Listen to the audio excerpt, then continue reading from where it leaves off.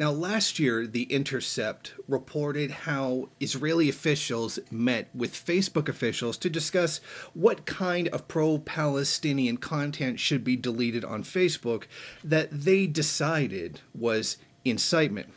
Now, Israel basically came to Facebook and said, you can erase this voluntarily, or we will write laws to make you erase them, or at least make them not available in Israel, or we may just ban you from Facebook altogether.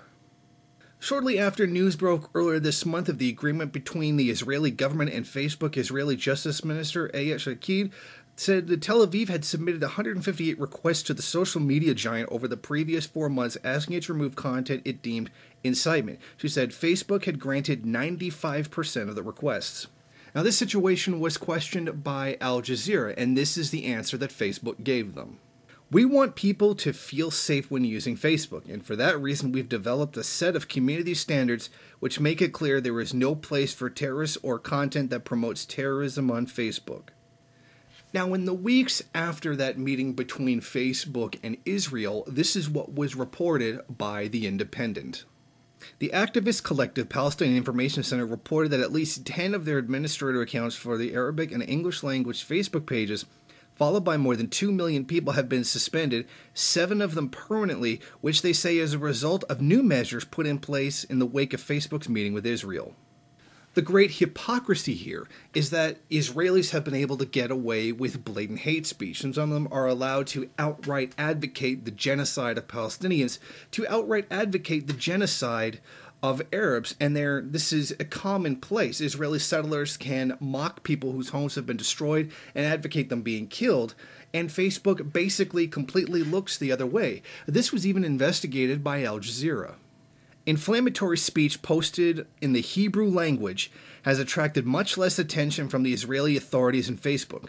One study found that 122,000 users directly called for violence with words like murder, kill, or burn. Arabs were #1 recipient of hateful comments, yet there appears to be little effort by Facebook to censor any of that. Now, another important aspect of the censorship is the fact that 96% of Palestinians who use Facebook say they use it for following news, which means this is their news agitator website. This is where they're getting their information about the world from.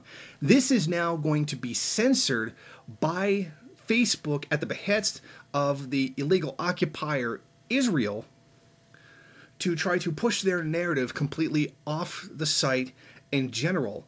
And basically, this cuts off a huge amount of the information that they collect, not just about their own country, but about the world as well. And that's another significant portion of this. And what we see here is that Mark Zuckerberg and Facebook is deliberately helping the illegal Zionist occupation of Palestine and deliberately allowing hate speech to flourish in Hebrew, which can call for the deaths and murders of untold people, entire races of people, go completely unchecked. And this is a big thing that really should be addressed, but is going completely unchecked by powers in the United States, who are very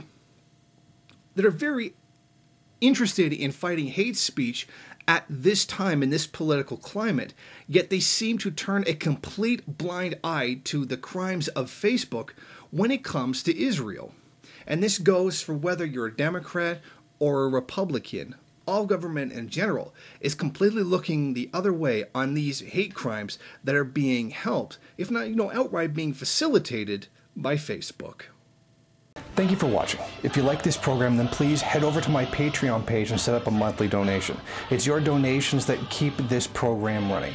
Also, if you would like, please rate, comment, subscribe, and share in various social media.